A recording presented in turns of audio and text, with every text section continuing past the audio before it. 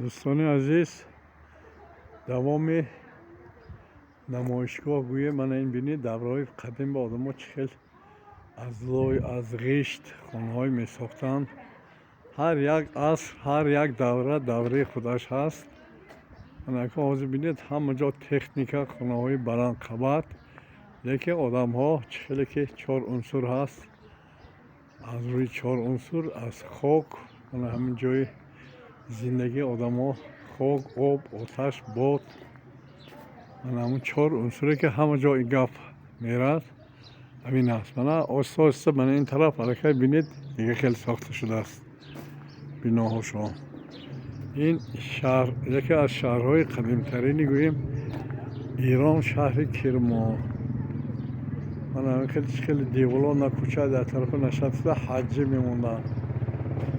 دیوار تا تعمیر نو نه کوچه.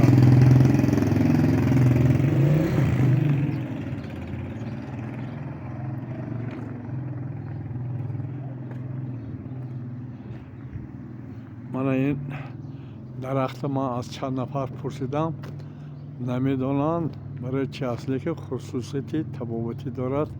چون که من این علاقه لذتش دیدم، برای دل، برای جگر و هر یک همین آموزش از جهت علمی کردن شرط و ضرور است و دنیا هم تغییر پذیر است. من ببینید امروز هوا صاف تازه، آسمان بی غبار. بعد چند روز پیشتر بود برف، باران.